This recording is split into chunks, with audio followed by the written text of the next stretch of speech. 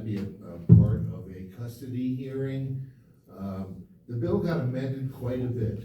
And I gotta tell you the truth, I am proud of my record when it comes to defending LGBTQT plus rights. When I first ran in 2018, I was proud to have a transgender woman nominate me for my first House run. And if you look at my record, I think you'll find that I have been strongly supportive over the years of every bill that came along looking to protect and affirm the rights of all peoples in Colorado. As to this bill, a lot of the stuff that really I could not get behind got amended out of it, but there were still a few things.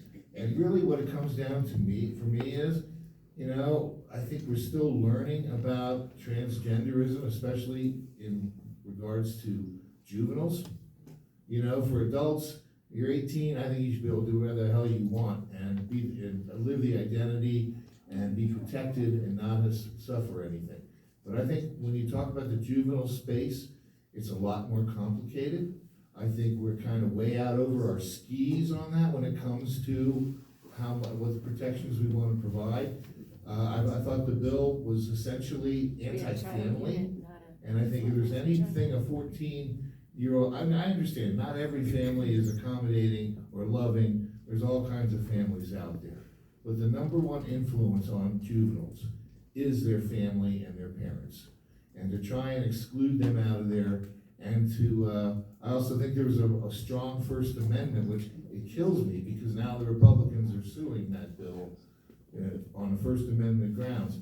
But I think there is a First Amendment case to be made there. Dead naming, misgendering people, we still have the right of free speech in this country. And I think the protections are already in place. So ultimately, I did not vote for that bill, mainly because of the juvenile space. And I hate to say this, but I knew it wasn't close. It was clearly going to pass in the Senate. If that had been a really close vote, I would have had to really strongly reconsider my vote on that one. But that's why I voted against it, and I stand by it. Thank you. Thank you for the question, Mr. or Mrs. Anonymous Person. But I just want to say, as a mother of 5 kids, a grandmother of 11, a godmother of 5 kids, I too struggle with the government dictating relationships between parents and children. And for me, just for the record, I'm not anti-LGBTQIA. I'm not homophobe. I'm not any of those things. Because for me, it's not about the person, it's about the policy. We're not always gonna agree. We were raised differently.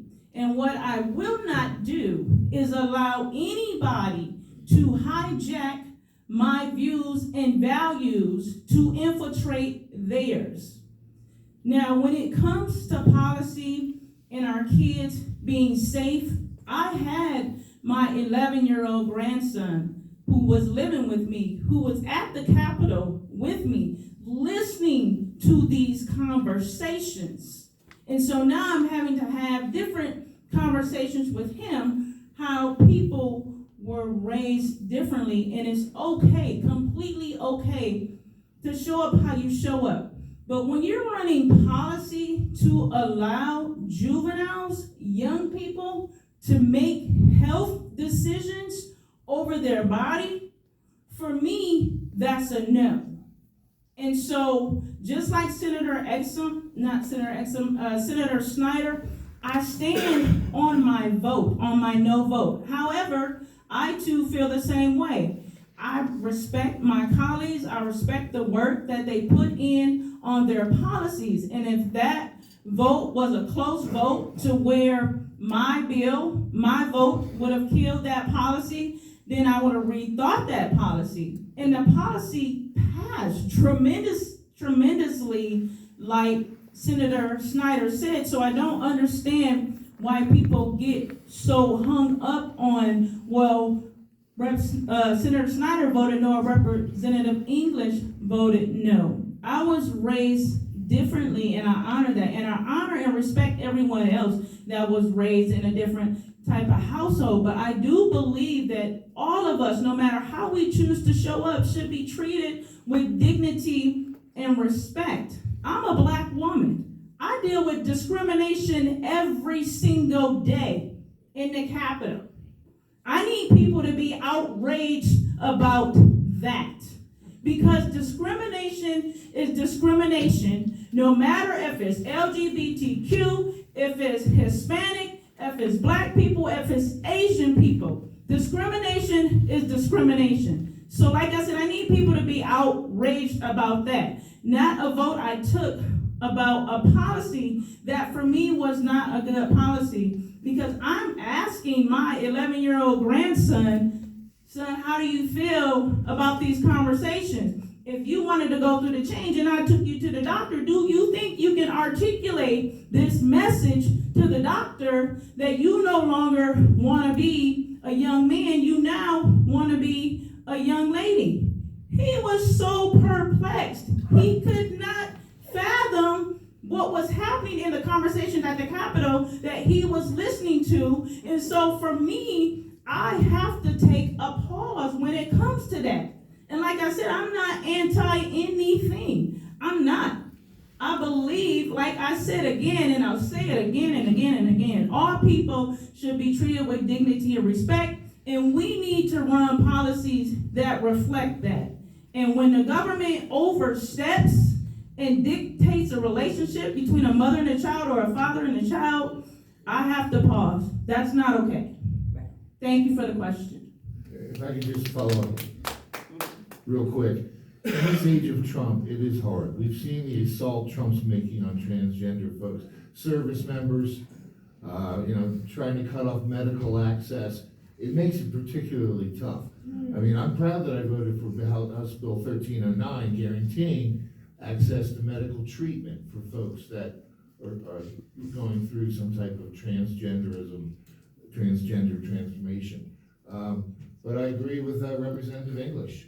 This to me came down to, when we're talking about kids, we gotta get it right, and I don't think we've come to that conclusion yet. You look at some of the leaders in this, England, Sweden, they've already pulled back a little bit. We really don't know what we're doing in this space. And when we don't know what we're doing, that is not the time for us to be legislating, in my opinion.